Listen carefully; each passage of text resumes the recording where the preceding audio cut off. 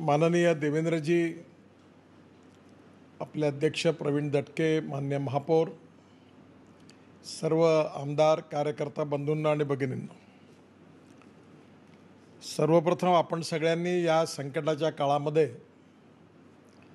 आपला जीवाची जोखीम स्वीकारून आपण सर्वसामान्य जनतेला सातत्याने मदत करण्याचा प्रयत्न करत आहात, याबद्दल सर्व कार्यकर्त्यांचं आणि त्याचप्रमाणे आपल्या सगळ्या आमदारांचं, नगरसेवकांचं, पदाधिकाऱ्यांचं मी मनापासून अभिनंदन करतो आणि त्यांना शुभेच्छाही पण देतो. आता देवेंद्रजींनी अतिशय विस्तृतपणे तुम्हाला महत्त्वाची माहिती सगळी सांगितलेली आहे की अजूनही काही कोविड पलीकडे काय होईल हे सांगता येत नाही आहे. जगामध्ये ज्या प्रकारे घडलेल्या घटना आहेत, इटलीमध्ये किंवा अमेरिकेमध्ये किंवा इतर देशामध्ये, त्याच्या अनुषंगाने थांबून पुन्हा पुन्हा लाट येते. ते लक्षात घेता आपण think for the best and prepare for the worst या म्हणीप्रमाणे आपण सगळ्यांनी विशेष रूपाने काळजी घेतली पाहिजे. पहिली काळजी म्हणजे आपण सगळ्यांनी घेतली पाहिजे. आपण अनेक कार्यकर्त्यांना यावेळी गमावलेलं आहे. त्यामुळे जे नियम आहेत यामध्ये कारण नसताना घराच्या बाहेर पडू नये, कुठेही फिरत असताना मास्क लावणं आवश्यक आहे. त्याचबरोबर 1 मीटरचं डिस्टन्स मेंटेन करणं, येता जाता सॅनिटायझरने किंवा डिटर्जंटने हात साफ करून घेणं, गर्दी करणं याबाबतीत स्वतःही अनुकरण करणं आणि जनतेलाही याबाबतीत सातत्याने विनंती करणं की तुम्ही पण असंच वागा, हे तुमच्या सगळ्यांच्या हिताचं आहे, हे लोकांना समजावून सांगण्याची आवश्यकता आहे. Mouth to mouth, man to man, heart to heart, तर हे देखील आपल्या सगळ्यांना काम करायचं आहे. दुसरी महत्त्वाची गोष्ट आहे की जी देवेंद्रजींनी सांगितली ती खूप महत्त्वाची आहे. कोविडचे आता साईड इफेक्ट्स सुरू झालेले आहेत. काही लोकांमध्ये लंग्समध्ये याचा परिणाम झालेला आहे. काही नागपुरातच 7-8 लोक आंधळे झाले आहेत, त्यांचे डोळे गेलेले आहेत. डॉक्टर मदन कापरे माझ्याकडे आले होते, त्यांची चमवणीत त्यांनी सांगितलं की त्यांनी पेशंटची यादी वाचली. काही गणेशपेठमधले होते, काही कर्नल बागेतले होते, नागपुरातल्या निराळ्या भागातले होते, आणि त्यांनी सांगितलं की याचे इफेक्ट्स आहेत, साईड इफेक्ट्स. तर पहिली गोष्ट, कोविड एकदा बरा झाला म्हणजे आपलं सगळं संपलं असं नाही. तर याचे साईड इफेक्ट्स आहेत, ते देखील काळजी घेतली पाहिजे. आणि ज्यांना कोविड झाला त्यांना पुन्हा कोविड झालेला आहे. त्यामुळे आपण सगळ्यांनी खूप काळजी घेतली पाहिजे, याची आवश्यकता आहे. मी डॉक्टर कापरेंना सांगितलं की याच्याकरता जी औषध आहे त्याची किंमत, त्याचे जे डोज आहेत 14-15 घ्यावे लागतात, त्याची किंमत जवळपास 60-70 हजारापर्यंत जाते. तर जे गरीब लोक आहेत त्यांना हे औषधं घेणं कठीण असल्यामुळे या औषधाकरताही मदत करून त्या लोकांना योग्य प्रकारे डॉक्टरचा सल्ला देऊन त्यांना मदत करण्याचं काम आपल्या सगळ्यांना करायचं आहे आणि त्यांचे प्राण वाचवण्याचा प्रयत्न करायचा आहे. त्यामुळे साईड इफेक्ट्स जे आहेत हे गंभीर आहे. आणि यावेळी आता पुढेकडे मुलांकरता, सिनियर सिटीजन, हे सगळ्या चर्चा तुम्ही बघतायत आणि देवेंद्रजींनी आत्ता नीट समजावून सांगितलेलं आहे. तेव्हा याची काळजी आपण सगळ्यांनी घ्यायची आहे. याच्यामध्ये हॉस्पिटल आणि कोविड सेंटर उघडले पाहिजे असं आपल्या अनेक लोकप्रतिनिधींना, नगरसेवकांना, सगळ्यांना वाटतं, स्वाभाविकपणे. पण हे खूप जोखीमेचं काम आहे. पुन्हा इन्फेक्शन झालं, कुठे ऑक्सिजन देण्यात गडबड झाली, औषधात गडबड झाली, कोणी मृत्युमुखी पडला तर भयंकर प्रॉब्लेम निर्माण होतील. त्यामुळे जे एक्झिस्टिंग हॉस्पिटल्स आहेत त्यांनीच आपल्या बेडची संख्या वाढवणं आणि एक्झिस्टिंग हॉस्पिटलनीच अशा प्रकारचे सेंटर उघडणे जास्त चांगलं आहे. कारण त्यांच्याजवळ एक्सपिरियन्स डॉक्टर्स आहेत, स्टाफ आहे, नर्सेस आहेत, सफाई कामगार आहेत. जसं आता अजय संचेतीचं हॉस्पिटल त्यांनी सेंटर पॉईंटमध्ये हॉस्पिटल चालवायला घेतलं. सागर मेघेंच्या मॅनेजमेंटने, समीर मेघे आणि त्यांनी मिळून आता आपलं एअरपोर्टचं जे हॉटेल आहे प्राईड, तिथे सुरू केलं. तर हे जास्त चांगलं आहे. दुसरं आपण एम्समध्ये सातत्याने आता 600 ते 700 बेडपर्यंत या 15-20 दिवसांपर्यंत पोहोचवून ऑक्सिजनची व्यवस्था करून तिथे मोठी व्यवस्था आपण करतो आहोत. तेव्हा हे सगळे सेंटर्स उघडणं हे आपल्या सगळ्यांच्या मनातली तळमळ लक्षात घेता हा विचार चांगला आहे, पण याची जबाबदारी सांभाळणं हे खूप कठीण आहे. ऑक्सिजन मिळणं, एखाद्या आपल्या सेंटरमध्ये ऑक्सिजन विना जर कोणी मेला तर आपल्यावर ॲलिगेशन होईल. एखादं औषध चुकीचं दिलं गेलं तर प्रॉब्लेम येईल. आता माझ्याकडे व्हेंटिलेटर आहेत, ते सॅनिटायझर आहेत किंवा बायपॅक आहेत. आपलं व्हेंटिलेटर आहे, नंतर आपण ऑक्सिजन कॉन्सन्ट्रेटर आहेत, नंतर बायपॅक आहेत. हजारोच्या संख्येने आपण आणले आहेत आणि आपण हे हॉस्पिटलला देतो आहे.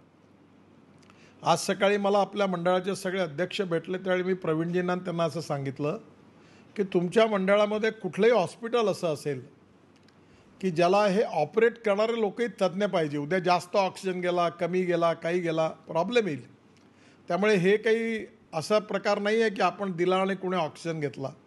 हे सगळं मेडिकली योग्य प्रकारे देण्याची आवश्यकता असल्यामुळे तुमच्या भागात जर काही प्रायव्हेट हॉस्पिटल्स असतील, डॉक्टर्स असतील, त्यांच्याकडे कमी असेल व्हेंटिलेटरची किंवा त्यांना बायपॅक पाहिजे असेल किंवा ऑक्सिजन कॉन्सन्ट्रेटर पाहिजे तर माझ्याकडे या, आपण त्याची व्यवस्था करू. आपण जगातून आणतो आहोत, रोज 100, 200, 300 येतात. आपण विदर्भात सर्वदूर देण्याचा प्रयत्न करतो आहे. तेव्हा माझी आपल्याला विनंती आहे की याचा उपयोग करण्याकरता योग्य प्रकारचं सेटअप जिथे असेल तिथेच हे देणं योग्य होणार आहे. इवन तालुका लेवलवर जे छोटे छोटे ग्रामीण हॉस्पिटल तिथे याचं ट्रेनिंग देण्याची आवश्यकता आहे.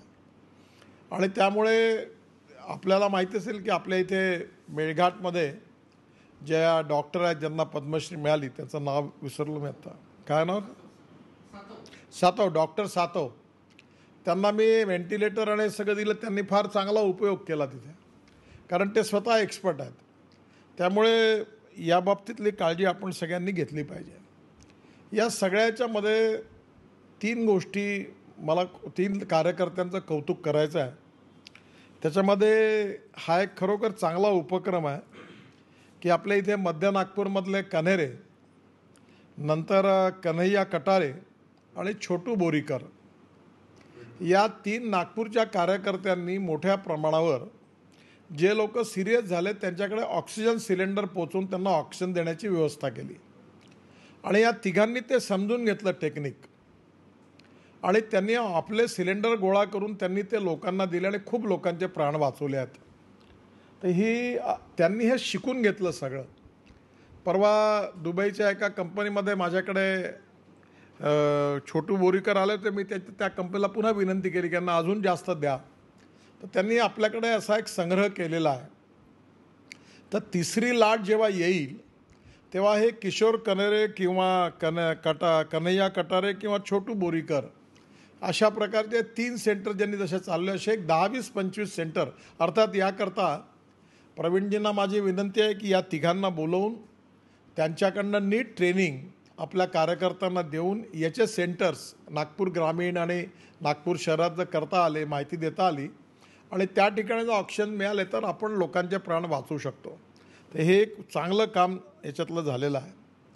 दुसरी महत्त्वाची गोष्ट अशी आहे की आपल्याकडे या सगळ्या पेशंटला जेव्हा ऑक्सिजनची लेवल त्यांची डाऊन होते त्यावेळी त्यांना लगेच ऑक्सिजन देण्याची आवश्यकता आहे.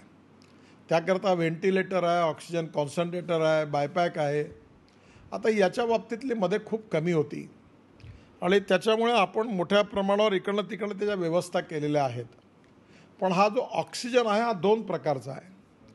एक हवेतून ऑक्सिजन तयार होतो आणि तो आपल्या हॉस्पिटलला पुरवला जातो आणि दुसरी टेक्नॉलॉजी म्हणजे स्टील फॅक्टरीजमध्ये लिक्विड ऑक्सिजन तयार होतो आणि तो मग आपण टँकरमधून आणतो आणि त्याच्यानंतर त्याला कॉम्प्रेस करून तो मग पाईपलाईनने बेडपर्यंत जातो. आपल्या नागपूरमध्ये आपली गरज जी आहे ती जवळपास 260 ते 275 टनाची गरज जेव्हा आपण पीकवर होतो तेव्हा आपली होती. आपल्याकडे फक्त आयनॉक्स म्हणून कंपनी आहे बुटिबोरीला, ते 85 टन फक्त हवेतून तयार करतात. बाकी छोटे मोठे लोक थोड्या ते 7-8-10 टन, ते काही फार कॅपॅसिटी नाही आहे.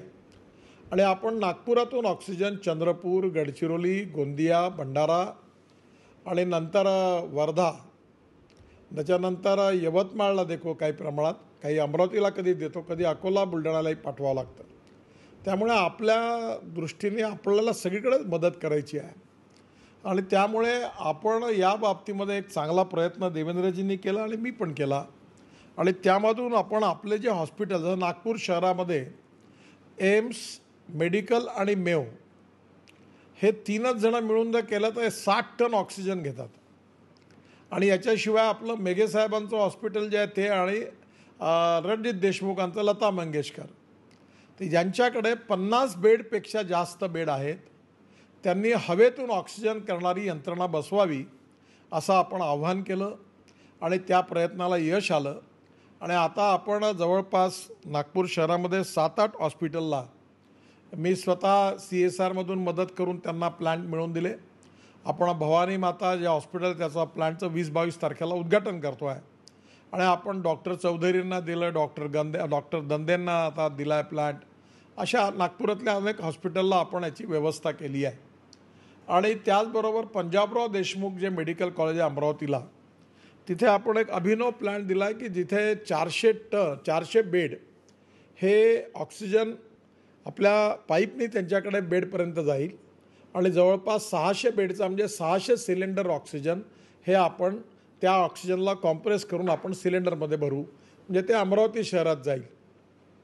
तर या प्रकारच्या व्यवस्थेतून आपण सगळ्या दूर विदर्भात महाराष्ट्र सरकार आहे, प्रधानमंत्री मोदीजींनी पण आपल्या योजनेतून दिल्या आणि म्हणून हवेतून ऑक्सिजनमध्ये आपण स्वयंपूर्ण व्हायला पाहिजे हा यातला मोठा धडा आहे. आपल्याकडे सध्या 19 ट्रक मिळाले, टँकर आहेत. तुम्हाला माहिती आहे, तुम्ही आज वर्तमानपत्रात वाचलं की टँकर पळवण्याचा प्रकार कसा होता. ही सगळी जबाबदारी मॉनिटरिंग करायची, त्याला कंट्रोल करायचं, त्याचे कुठे आहेत काय. आता आपण काल मी पोलीस कमिशनरला सांगून प्रत्येक टँकरमध्ये एक पोलीस बसवला आहे की जेणेकरून आता टँकर पळवणं प्रकार होणार नाही आणि त्यामुळे आता आपल्याला भिलाईतूनही पण कठीणाई आहे म्हणून आपण विमानातून 4 टँकर अंगुलला म्हणजे भुवनेश्वरला पाठवून तिथे ओरिसात पाठवले आणि आता कालच मी 2 क्रायोजेनिक टँकर 34 टनाचे 2 हे पॅरेखानला विकत घ्यायला सिंगापूरमधून मिळवून दिले आणि त्याचा आज डील बहुतेक फायनल झालं. तर हे कंटेनरमध्ये आलं की एकाच कंटेनरमध्ये जवळपास 68 टन एकदम ऑक्सिजन आला तर आपल्याला अजून चांगली राहत मिळेल आणि आपले प्रश्न सुटतील. आपण एम्समध्ये टांकी आणली आहे, मेडिकलमध्ये आणि याच्यात सगळ्यांना स्वयंपूर्ण करतो आहोत. त्यामुळे पुढच्या वेवच्या आधी हे सगळे होतील. याच्यामध्ये WCLला मी विनंती केली होती, कोल मिनिस्टर प्रल्हाद जोशींना.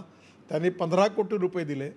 3.5 कोटी रुपये आपण चंद्रपूरला असा 400 बेड करता मोठा प्लॅन्ट तिथे उभा करायला WCLने 3.5 कोटी जिल्हाधिकारी गुल्हाने त्यांच्या स्वाधीन केले आणि 11.5 कोटी 12 कोटी जवळपास नागपूर कलेक्टरला दिले आहेत आणि त्यांनी आता हे नागपुरात मेडिकल, मेव आणि एम्स या तिघांना त्यांनी हवेतून ऑक्सिजन दिलं तर एकदम आपली रिक्वायरमेंट मोठी कमी होईल. आणि वर्धेत देखील सेवाग्राम आणि विनोबा भावे म्हणजे जे मेघेसाहेबांचं हॉस्पिटल त्या दोघांनी 20-20 टनाच्या टँक घेतलेल्या आहेत आणि त्यामुळे आता ऑक्सिजनच्या पुढली जेव्हा 3rd वेव्ह येईल तेव्हा ऑक्सिजनच्या बाबतीमध्ये आपल्याला चिंता करावी लागणार नाही. पण जे कन्हैया कटारे आणि छोटू बोरीकर या आपल्या 3 कार्यकर्त्यांनी जे उदाहरण प्रस्तुत केलेलं आहे असेच अजून एक 25-30 कार्यकर्ते आणि सिलेंडर घेऊन इमर्जन्सीत लोकांचे प्राण वाचवण्याचं काम यातून होऊ शकतं. तर याचं एकदा छोटासा वर्कशॉप व्हिडिओवर घेऊन आणि त्यातल्या टेक्निकल गोष्टी समजावून त्यातले ऑक्सिजनचे सिलेंडर 25-25, 50-50, 100-100 सेंटर्स ठेवून आपण जर हे केलं तर आपण सिरियस होणाऱ्या पेशंटची पुढे आपण नक्कीच त्याच्यात प्राण वाचू शकतो.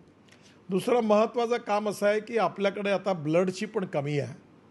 आपल्या सर्व ब्लड बँकांना ब्लड डोनेशन देण्याची आवश्यकता आहे आणि प्लाझ्मा हा देखील खूप आवश्यक आहे कारण अनेक पेशंटला दुरुस्त करण्याकरता प्लाझ्माची गरज आहे. याच्यामध्ये डॉक्टर हेडगेवार रक्तपेढीमध्ये 2 मशीन होत्या आणि 10-10, 12-12 लोक वेटिंगमध्ये राहायचे. तर मी त्यांना पुन्हा 2 मशीन 40 लाख रुपयाच्या आता डोनेट केलेल्या आहेत, मिळवून दिलेल्या आहेत. त्यामुळे आता तिथे कॅपॅसिटी डबल झालेली आहे. त्यामुळे हे जे प्लाझ्मा देणारे आणि ब्लड डोनेशन करणारे जे आहेत यांनी माझी विनंती अशी आहे की तुम्ही आता कॅम्प भरवण्यामध्ये पण आपण एकत्र येणं, कॅम्प भरवणं, त्यातून पुन्हा कुठे काही जर कुठे कोविडचं पुन्हा संक्रमण झालं तर प्रॉब्लेम निर्माण होतील.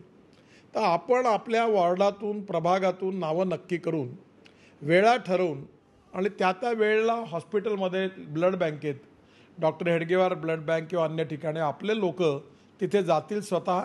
त्यांना 12 ते 1 10 लोक, 1 ते 2 10 लोक, असं त्याचं टाईमटेबल आपण पार्टीनी करावं. आणि सगळ्या ब्लड बँकेमध्ये आपण डोनेशन देण्याकरता उत्स्फूर्तपणे लोक आपले जातील याची व्यवस्था करण्याचं काम जर केलं तर प्लाझ्मा आणि ब्लड डोनेशन हे पण आवश्यक आहे. एक चांगली गोष्ट केली आहे महानगरपालिकेने. मी त्याला थोडंसं माझं रिझर्वेशन होतं, पण मी दयाशंकर तिवारींचं, बंटी कुकडेंचं आणि आयुक्तांचं आणि सगळ्यांचं अभिनंदन करतो की त्यांनी जुन्या बसेसला कन्व्हर्ट केल्या. अजून एक नवीन प्रॉब्लेम आहे, तो आता लक्षात आला आहे, तो म्हणजे ॲम्ब्युलन्सवाल्यांनी ब्लॅक मार्केटिंग चालू केलं. मला अविनाश घुशेंनी सांगितलं की त्यांच्या आईला मार्डीकरच्या हॉस्पिटलमध्ये धंतोलीमधून अजनीला नेलं तर ॲम्ब्युलन्सवाल्यांनी 17,000 रुपये घेतले. तर आता मी ट्रान्सपोर्ट मंत्री म्हणून आता सेक्रेटरीशी बोललो आहे आणि अलग अलग प्रकारच्या ॲम्ब्युलन्सला मीटर बसवून त्यांचे काही दर पक्के करता येतील का हे मी बघतो आहे. त्याचबरोबर माझी आपल्या सगळ्यांना विनंती आहे की शववाहिका आणि ॲम्ब्युलन्स प्रभागवाईज आपल्या इथे काही सोशल ऑर्गनायझेशन काढून आपण एक प्रभागवाईज एक ॲम्ब्युलन्स आणि एक शववाहिका याच्या बाबतीतली तयारी केली पाहिजे. कारण मोठ्या प्रमाणावर अशा प्रकारे अशा परिस्थितीत लोकांचा गैरफायदा घेण्याचा जो प्रयत्न सुरू आहे याच्यावर नक्कीच आपल्याला विचार करावा लागेल. तरी रिझनेबल घ्यावं. आणि म्हणून अशा प्रकारच्या काही ॲम्ब्युलन्स आपल्याला संपूर्ण विदर्भात ग्रामीण भागात देता आल्या तर देवेंद्रजी आणि मी दोघं मिळून आम्ही याच्यात लक्ष घालतो. मध्ये आता 7 आपण वाटल्या आहेत, पण माझ्या लक्षात असं आलं की प्रत्येक जिल्ह्याला 10 ते 12 15पर्यंत, तर अशा कमीत कमी आपल्याला 125 ते 150 ॲम्ब्युलन्स वेल इक्विप 22 ते 24 लाखाची एक आहे, त्या आपण आपल्या स्वयंसेवी संस्थांना जर दिल्या आणि त्यांनी निरपेक्ष भावनेने लोकांना मदत केली तर याची आवश्यकता ही लक्षात आलेली आहे. आता याच्यात आपल्याला काय करता येईल आपण सगळेजण याच्यावर नक्की विचार करूया. याच्यामध्ये विशेषतः एक महत्त्वाची गोष्ट म्हणजे सिलेंडरची कमी होती. त्यावेळी मी 300 सिलेंडर आणले, ते ब्रह्मपुरीला वगैरे प्रवीणजींनी वगैरे त्यावेळी आपण वाटले नागपुरात, पक्वासा रुग्णाला दिले. नंतर आता महानगरपालिकेने जवळपास 700-800 सिलेंडर आणले आहेत आणि त्यांनी पण त्याची व्यवस्था केली आहे. पण आपण जसं आता हे मेडिकल मेव आणि यांना सगळ्यांना कन्व्हर्ट करू हवेतून ऑक्सिजनमध्ये डायरेक्ट, तर सिलेंडर कमी होतील आणि मग ते सिलेंडर आपल्याला आपल्या सिस्टममध्ये वाढतील. तर त्यामुळे देखील आपला प्रश्न सुटणार आहे. तर एक तर सिलेंडरच्या बाबतीत देखील आपण काळजी घेतली आहे, महानगरपालिकेने ते घेतलेले आहेत आणि तेही पण आलेले आहेत. एक महत्त्वाची गोष्ट अशी आहे की आपल्या याच्यामध्ये जे ऑक्सिजनच्या बरोबर औषधाचा महत्त्वाचा तुटवडा होता. याच्यामध्ये आपण आपल्या अनेक लोकांना सातत्याने, माझ्या ऑफिसमधून आपण एक सेंटर सुरू केलं होतं आणि खूप लोकांना आपण हे इंजेक्शनही पण दिली मिळून. आणि 2 प्रकारचे इंजेक्शन आहे. एक रेमडेसिवीर जे आहे त्याचा आता वर्धेला प्रोडक्शन सुरू झालेलं आहे आणि आज जवळपास 40,000च्या वरती त्याचा स्टॉक झाला आहे आणि आता 30,000 पर डे प्रमाणे आपण त्याच्यातून ते तयार करू आणि पुढच्या 3-4 दिवसात, म्हणजे 7 दिवस ते ठेवावं लागतं, म्हणजे 15 दिवस होतं, ती मर्यादा आपण 7 दिवस केली. आणि साधारण विदर्भातल्या आपले जेवढे कलेक्टर आहेत त्यांच्या थ्रू त्यांचे जे डीलर आहेत त्यांच्याकडे 5-5 हजार पहिल्या फेजला आपण सगळ्यांना देऊ. नागपूर शहराला 5,000 10,000 देऊ आणि जेणेकरून आपल्या सगळ्या दुकानांमध्ये ते अवेलेबल होईल. म्हणजे याच्या बाबतीत जे एक हाईप झाली होती की अवेलेबल नाही, लोक असतो ते ब्लॅक मार्केट झालं, ते बंद होईल आणि हा एक चांगली अचिव्हमेंट आपण याच्यातून केलेली आहे. एक महत्त्वाची गोष्ट अशी आहे की ज्याची काळजी आपल्या सगळ्यांना घ्यायची आहे, ती म्हणजे जे आपले कार्यकर्ते आणि समाजातले लोक औषधा वाचून आणि अन्ना वाचून ज्यांची अवस्था वाईट आहे त्यांना आपल्याला मदत करायची आहे. आता अनेक कार्यकर्ते आहेत, त्याचा नावाचा उल्लेख करण्याची काही गरज नाही आहे, पण ज्यांच्याकडे मृत्यू झाले त्यांच्याकडची अवस्था खूप वाईट होती. हॉस्पिटलचे बिलं त्याचे करता येत नव्हते. त्यांना आपल्या सगळ्यांनी मिळून त्यांना मदत केली पाहिजे. आपण जेव्हा म्हणतो की आपला पक्ष एक परिवार आहे, तर जे लोक भुके, आपला परिवार पक्ष म्हणूनच नाही तर आपला सगळा समाज आपला परिवार आहे, तर जे लोक भुके आहेत, ज्यांना खायला नाही आहे, अशा लोकांची लक्ष घालून त्यांची मिनिमम काय जेवणाची व्यवस्था होईल अन्नाची, त्याची जबाबदारी आपल्या प्रभागात, आपल्या वॉर्डात आपल्याला बघायची आहे. आणि जे तुम्हाला शक्य नसेल ते मला सांगा, आपण त्यांना मदत करू. म्हणजे अन्नाची मदत आणि दुसरीकडे औषधाची मदत, आणि जे आपले कार्यकर्ते मृत्युमुखी पडलेले आहेत त्यांच्या परिवाराची काळजी घेण्याची पण गरज आहे. एकंदरीत परिस्थिती खूप वाईट आहे. इन्शुरन्समुळे काही लोकांना मिळालेलं आहे, पण त्याच्याही बाबतीत आपल्याला काय करता येईल ते आपण बघू. आज आपल्या याच्यामध्ये अजून एक महत्त्वाचा जो मुद्दा होता ज्याचा देवेंद्रांनी विस्तृतपणे माहिती दिली आहे, तो म्हणजे वॅक्सिनचा. आणि जेवढ्या मोठ्या प्रमाणावर कमीत कमी वेळात वॅक्सिन पूर्ण होणार आहे तेव्हाच आपण ही लढाई जिंकणार आहोत. आणि त्यांनी याचं विस्तृतपणे सांगितलं की आपल्याला थोड्या दिवसातच वॅक्सिन उपलब्ध होणार आहे. आणि हे वॅक्सिन आता तुम्हाला योजना पलीकडली करायची आहे, ती म्हणजे या वॅक्सिनला देण्याची व्यवस्था कशी करायची. मुंबई महानगरपालिकेचे आयुक्त आहेत चहल, त्यांनी एक सुंदर इनिशिएटिव्ह घेतला आणि त्यांनी पार्किंग प्लेसेसमध्ये याची होतं. कारण आता उन्हाळा खूप आहे, ऊन तापणार आहे. तर आपण जसं आता मी राहतो या बिल्डिंगच्या खाली आपण पार्किंग आहे मोठं, तर या भागामध्ये जर आपण वॅक्सिनचा कॅम्प, आपण वॅक्सिन देण्याची व्यवस्था इथे महानगरपालिकेने मी दयाशंकर तिवारींना विनंती केली आहे की अशा 30-40 जागा बघा जिथे सावली आहे आणि तिथे आपण आपल्यातर्फे पिण्याच्या पाण्याची व्यवस्था करून ठेवली आहे सीलबंद बॉटलमध्ये. म्हणजे आणि कुठेही असा आपला संपर्क होण्याची काळजी घेऊन, आणि आपण त्या ठिकाणी त्यांना जर कमीत कमी पाणी देऊ शकलो, चहा देऊ शकलो तर अजून उत्तम, पण पाणी जरी दिलं तरी पुष्कळ आहे.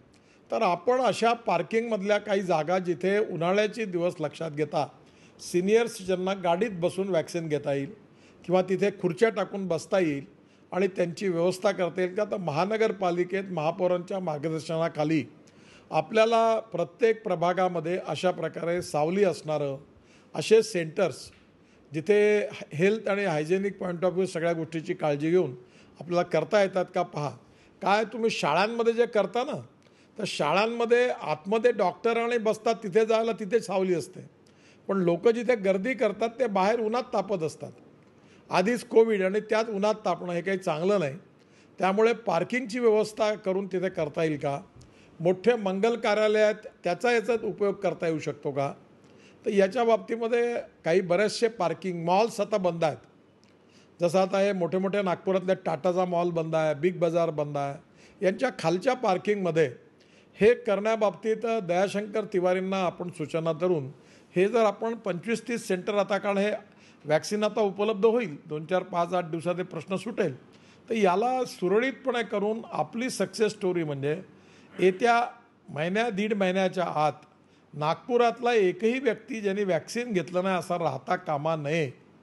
त्याकरता house to house, man to man आणि प्रत्येकाशी बोलून, काही लोक घाबरतात आहेत. आमच्याकडे काम करणाऱ्या बाई म्हणाल्या की वॅक्सिन केल्यामुळे माणूस मरते म्हणून वॅक्सिन घेऊ नका, ते घ्यायला तयार नाही आहे. तर अज्ञान आणि अशिक्षितपणा आहे, त्यामुळे झोपडपट्टीत गरीब लोक जे आहेत त्यापर्यंत जाणं, त्यांना समजावून सांगणं, त्यांना आणणं, त्यांचं वॅक्सिनेशन करून घेणं हे देखील एक मोठं काम आपल्याला करावं लागणार आहे. देवेंद्रजींनी सांगितलं आहे की आपण त्याच्यावर सगळ्या गोष्टीवर काम करतो आहे. हे जे आपलं राज्य सरकार, भारत सरकार याच्यात कॉर्डिनेशन होऊन येणाऱ्या काळात याचं प्रोडक्शन वाढून हे येईल आणि मग महानगरपालिकेसारख्या संस्थेची जबाबदारी आहे की या योग्य ठिकाणी त्याचं मोठ्या संख्येने vaccination, private hospital, government hospitals, आपले पार्किंग प्लेसेस किंवा अशी योग्य ठिकाणं शोधून मोठ्या प्रमाणावर आपल्याला तिथे गर्दी न होता हे करणं, हे काम आपल्याला करावं लागणार आहे. हे जे हवे टू ऑक्सिजन आहे त्याचं जे आता देवेंद्रने सांगितलं की हे मॉलिक्युलर सीव जे आहे मेम्ब्रेन जिओलाइट म्हणून, त्याला आता 300 टन आपण DRDOनी ते इम्पोर्ट केलेलं आहे. त्यामुळे हे प्लॅन्ट तयार करण्यामध्ये काही अडचण येणार नाही, हे सगळ्यांना मिळेल. टँकर्सची अजूनही अवस्था, आपण टँकर जे LPGचे होते किंवा नायट्रोजनचे होते त्या LPGच्या टँकरमध्ये 3 वेळा नायट्रोजननी साफ करून मग ते ऑक्सिजन करता वापरण्याचं ठरवलेलं आहे. तर त्याची टँकर्सची पण मोठी गरज आहे. आपण आता अंगुलवरून म्हणजे भुवनेश्वरजवळ ओरिसातून, राऊरकेल्यावरून, रायपूरमधून निकोचा प्लांट तिथे आपल्याला 1-2 टँक मिळतात. नंतर आपण विशाखापट्टणमवरून आणि इकडनं त्याचबरोबर आपल्याला आता कर्नाटकमधून बंद झालं, तर येणाऱ्या काळामध्ये ऑक्सिजनचा सप्लाय देशातलं संकट लक्षात घेता हा अस्थिर होण्याची शक्यता आहे. त्यामुळे अनेक हॉस्पिटलमध्ये मी सूचना केली की ऑक्सिजन जे देतात त्याचं ऑडिट करण्याची आवश्यकता आहे. त्यात 30% लिकेजेस निघाल्यात. हे जे मेडिकल आणि मेओवर आपण जे कमिट्या अपॉइंट केलेल्या आहेत, यातले एक्सपर्ट लोक घेऊन या ऑक्सिजनचा कसा विनियोग होतो आहे का, कुठे याच्यात वेस्ट होतो आहे का, याची काळजी घेण्याकरता आपल्याला ठिकठिकाणी सरकारी हॉस्पिटलमध्ये काळजी घ्यावी लागणार आहे. दुसरं, व्हेंटिलेटर्स वगैरे बाहेर काढून ते वापरल्या जात आहेत की नाही ते बघितलं पाहिजे. आता आपण हजारोनी व्हेंटिलेटर वाटून आलो, बायपॅक वापरून वाटून आलो, ऑक्सिजन कॉन्सन्ट्रेट वाटून आलो, पण हे त्या दवाखान्यात देतो आहे, हे वापरतात आहेत की नाही, त्यांच्या काही अडचण आहे का, त्याला ट्रेनिंग द्यायची गरज आहे का, याच्यात देखील तुम्ही सगळेजण मिळून जरूर लक्ष घाला. प्यारे खान आपले कार्यकर्तेच आहेत, बिचाऱ्यांनी खूप मेहनत केली आणि आपल्याला नागपूरला आणि विदर्भाला वाचवण्यात त्यांचे प्रयत्न कारणीभूत झाले. त्यांनी जर हे टँकर मिळवून दिले नसते, कारण आपल्याजवळ 7 टँकर होते सरकारजवळ, त्यातले 4 पळून गेले, 3च उरले आणि हे 12-12 टनचे 3 म्हणजे 36 टन आले असते फक्त, आणि आपली रिक्वायरमेंट आज 200-250 टनाची गरज आहे. त्यामुळे अशावेळी त्यांनी 19 टँकर आपण आणली इकडनं तिकडनं, आणि आता तर मी त्या टँकरमध्ये पोलीस बसवलेले आहे, कारण टँकरचे ब्लॅक मार्केट सुरू झालं आहे.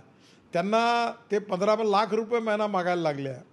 अशोक चव्हाणांचा मला फोन आला, नांदेडमध्ये त्या विशाखापट्टणमच्या ट्रान्सपोर्टरनी टँकर पळवून तो निघून गेला, म्हणाला मला 15 लाख रुपये द्या. मग त्याचे सीज केले आणि त्याला मी रात्री 12-1 वाजता फोन करून दाटलं की हे चांगलं नाही तुमचं, आता कारवाई करू. आता आपण ॲम्ब्युलन्स, टँकर्स, हॉस्पिटल्स, डॉक्टर्स, औषधवाले यांनी कुठेही परिस्थितीचा फायदा घेऊन गरीब माणसाची पिळवणूक करता कामा नये. पण त्याचबरोबर ही वेळ आता ऑडिटिंग करणं, चौकशा करणं, रेड मांडणं, डॉक्टरांशी भांडण करणं याची पण नाही आहे. बिटवीन द लाईन आपल्याला याची काळजी घ्यायची आहे की लोकांचा शोषण होता कामा नये, आणि यावेळी आपल्याला संघर्षही टाळायचा आहे. कारण अशा प्रकारचा संघर्ष करून आहे ती व्यवस्थाही बंद करणं हे काय आपल्या आता उपयोगाचं समाजाचा होणार नाही आहे.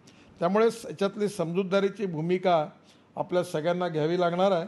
मी पुन्हा एकदा आपल्याला एक विनंती करणार आहे की शक्यतोवर काही लोक ऐकतच नाही. म्हणजे मला आठवतं आहे की आपल्यापैकी काही लोकांना मी सांगायचो, हिंडत होते, ते मेहनत करत होते. मी म्हणाले काळजी घ्या, मला नाही होत म्हणे कोविड, मला कोविड होत नाही असे म्हणणारे आपल्यातले काही पुष्कळ लोक होते, आणि ते गाफीलपणे राहिले. अजूनही आपले अनेक नेते मंडळी, नगरसेवक, कार्यकर्ते, जनतेतले लोक, समाजातली लोक याला गंभीरतेने घेत नाही आहे. याचे दुष्परिणाम आहे, याचे साईड इफेक्ट्स आहेत. लंग्स खराब होऊन जातात, लंग्स ट्रान्सप्लांट. मी रोज आता हे जे ॲम्ब्युलन्स काल ॲक्सिडेंट झाला, या ॲम्ब्युलन्समधून मी MGM चेन्नईच्या हॉस्पिटलला अनेक लोकांना पाठवतो आहे. तिथे लंग्स ट्रान्सप्लांट करणं, हार्ट ट्रान्सप्लांट करण्यापर्यंत जायची वेळ येते आहे. त्यामुळे येणारा हे सोपी नाही आहे हे संकट. तुम्ही याच्यात हे जे बेफिकीरपणे आणि ओव्हर कॉन्फिडन्समध्ये जे आपण वागतो हे काही चांगलं नाही आहे. आपण सगळेजण हात जोडून माझी आपल्या सगळ्यांना विनंती आहे, देवेंद्रजी सहित सगळ्यांना, त्यांनी आता गडचिरोलीत दौरा केला, आवश्यक आहे जाणं, पण त्या जाताना गाडीत किती लोक बसतील, शक्यतोवर आता व्हिडिओ कॉन्फरन्सने सगळं केलं पाहिजे. आपण देखील आपल्या सगळ्यांच्या चर्चा व्हिडिओ कॉन्फरन्सने करा. विशेषतः आपल्या मोबाईलवर आता व्हिडिओ आहे, त्यांनी सगळ्यांशी संपर्क साधा. कोणाच्या घरी जाऊ नका, शक्यतोवर हे टाळा. हे फार तुम्ही जितकं लाईटली घेता तेवढं लाईटली नाही आहे. आपण अनेक कार्यकर्ते गमावलेले आहेत, आणि आता बाकीचे जे कामं असतील अन्य रस्त्याची, पुलाची किंवा पार्टीची वगैरे, ती देखील आहे महत्त्वाची, पण ती देखील घरून करा. आता येणाऱ्या काळामध्ये आपल्या कार्यकर्त्यांना गमावणं हे काय आपल्याला परवडणार नाही. पहिलं काम म्हणजे आपण आपली स्वतःची पूर्ण काळजी घ्या. आपले अनेक कार्यकर्ते आपण गमावलेले आहे, आणि हे सगळ्या नेत्यांना माझी विनंती आहे, हे पार्टी वगैरे जे कामं आहेत ते महत्त्वाची आहेत, पण आपला जीव वाचला तर पुढे काही करता येणार आहे. आणि म्हणून आपल्याला पहिल्यांदा आपल्या सगळ्यांनी करा. आणि माझी अजून एक विनंती आहे, मला फायदा झाला म्हणून तुम्हाला सांगतो आहे, की मी रोज सकाळी 1 तास प्राणायाम करतो. माझा व्हिडिओ त्या यूट्यूबवर आणि याच्यावर आहे. माझी तुम्हाला सगळ्यांना विनंती आहे, त्या प्राणायामामुळे माझी तब्येत दुरुस्त झाली, माझी एनर्जी वाढली. तुम्ही माझ्याकडे मला बघत असाल गेल्या 2-3-4 महिन्यामधून मी कधी चेहऱ्यावरचा थकवा नाही आहे, एनर्जी वाढलेली आहे. मी रोज 25 मिनटं सकाळी चालतो, 25 मिनटं दुपारी चालतो, नंतर सकाळी प्राणायाम करतो. आता पुन्हा मी पाऊण तास व्यायाम केला आणि औषधं वगैरे व्यवस्थित घेऊन तब्येतीची काळजी घेऊन मग काम करतो. त्यामुळे मी जे चूक केली, अरविंद शहापूरकर आणि मी BJPचं काम करायचो, अनेक वेळा आम्ही सकाळी जेवलो नाही, समोसे खायचो, तर्री खायचो आणि तसंच राहायचो. त्या मारुती व्हॅनमध्ये टिनपाट व्हॅन होती एक अरविंदरावची, त्याच्यात बसून विदर्भाचा दौरा करायचो. कधी स्कूटरवर बसून फिरायचो. आम्ही आमच्या तब्येतीची काळजी घेतली नाही. आणि लक्ष्मणराव मानकर होते, त्यांनी काळजी घेतली नाही. इकडे सदाशिवराव देवधर विद्यापीठ, त्यांनी आपली काळजी, अनेक कार्यकर्त्यांनी कामाच्या आणि भावनेच्या भरात आपली काळजी घेतली नाही आणि शेवटी ते कार्यकर्ते मग जास्त काळ काम करू शकले नाही. तर माझी आपल्याला विनंती आहे की पहिली प्रायोरिटी आपली हेल्थ, आपला परिवार, दुसरी प्रायोरिटी आपल्या घराच्या सगळ्या आर्थिक व्यवस्था आणि मग तिसरी प्रायोरिटी आपली पार्टी, समाज आणि लोकांना मदत करणं. याच्यातून आपण काम केलं. भावनेच्या भरात आपण अनेक गोष्टी विसरून जातो, आपले कर्तव्य, आणि आपल्याकडेही लक्ष देत नाही. मी तुम्हाला अतिशय नम्रतापूर्वक सांगतो की तुम्ही सगळेजणं पहिले स्वतःच्या तब्येतीची काळजी घ्या, गाफील राहू नका. मला होत नाही कोविड, हे सगळे तुमच्यातले नावं नाही घेत मी. मेरी अँटीबॉडी क्या कोणती बॉडी आहे ती म्हणे, एक कार्यकर्ता म्हणे मला मेरी बहुत आके कोविड आया चला गया बोले, बड़े सॉलिड है बोले, कुछ नहीं हुआ बोले मेरे को. आता नंतर त्याला कोविड झाला. एक जण म्हणे मला मेरे को होता नहीं बोले कुछ, मैं घूम रहा हूँ, मैं होता ही नहीं कोविड वगैरे मेरे को कुछ, त्याला कोविड झाला. म्हणजे हे जेवढे जेवढे सांगणारे होते ते सगळ्यांना कोविड झाला. आता हे काही चांगली गोष्ट नाही आहे. पुन्हा एकदा हात जोडून विनंती आहे की स्वतःची सगळी काळजी घ्या, घराची काळजी घ्या, परिवाराची काळजी घ्या, आसपासच्या लोकांना याची गंभीरता समजावून सांगा. सगळ्यांना वॅक्सिनेशन करण्याकरता बूथवर घेऊन या, कोणाचं झालं नाही त्याची काळजी घ्या आणि याच्यात राजकारण करू नका. आपण या सगळ्याच गोष्टीमध्ये बोर्ड लावले पाहिजे आणि झेंडे लावले पाहिजे गरज नाही, लोकांना माहिती आहे. आणि लोकांना आता यावेळी आपण जर असं काही राजकारण केलं तर लोकांना मनातून ते आवडत नाही. पण तुम्ही जे करणार आहे त्याचं क्रेडिट आपोआप तुम्हाला आणि पार्टीला मिळणारच आहे. आपण जे करतो त्याच्यावर जगात आता मीडिया आहे, वर्तमानपत्र आहे, सगळीकडे ते जात आहे. त्यामुळे आपण आपल्या सेवा कामाचा मर्यादित एका माहिती होणं लोकांना इथपर्यंत त्याचा प्रचार करणं ठीक आहे. त्याचा फार बागुलबुवा करणं, एकच ऑक्सिजन कॉन्सन्ट्रेटर आहे, 4 जण त्याचे फोटो काढून आले, वारंवार पाठवून आले, असं करू नका. त्याच्यातून आपल्याबद्दलचं इम्प्रेशन वाईट होईल. आपण हे सांगतो की जे आपण मनसा सततम स्मरणीयम, वचसा सततम वदनीयम, लोकहितम मम करणीयम. म्हणजे राजकारण म्हणजे सत्ताकारण नाही आहे, समाजकारण, राष्ट्रकारण आणि विकासकारण म्हणजे राजकारण आहे. हे खरं राजकारणाचा अर्थ आहे. नुसत्या निवडणुका लढवणं आणि सत्तेत जाणं एवढंच काही त्याच्यातला भाग नाही आहे. पण मला आपल्याला एवढीच विनंती की यावेळी समाजाच्या मागे, गरीब माणसाच्या मागे जात, पंथ, धर्म, पार्टी, पक्ष विसरून सगळ्यांच्या बरोबर आपण योग्य प्रकारे मदत करून उभं राहणं, हेच भविष्यामध्ये आपल्या सगळ्यांच्या नेतृत्वाला, पार्टीला याचे नक्कीच फळं मिळणार आहेत. हे मागून मिळणार नाही, हे काम करून आपोआप नैसर्गिक रूपाने मिळतील. त्याची चिंता करू नका. करणाऱ्याने करत राहावे, घेणाऱ्याने घेत राहावे आणि घेणाऱ्याने देणाऱ्याचे हात मागावे असं म्हटलं आहे. त्याच्यामुळे कुसुमाग्रजांचं एक कविता आहे. त्यामुळे आपण सगळ्यांनी त्याच भावनेने वागलं पाहिजे, एवढी काळजी घेऊ. सगळ्यांनी खूप चांगलं काम केलेलं आहे.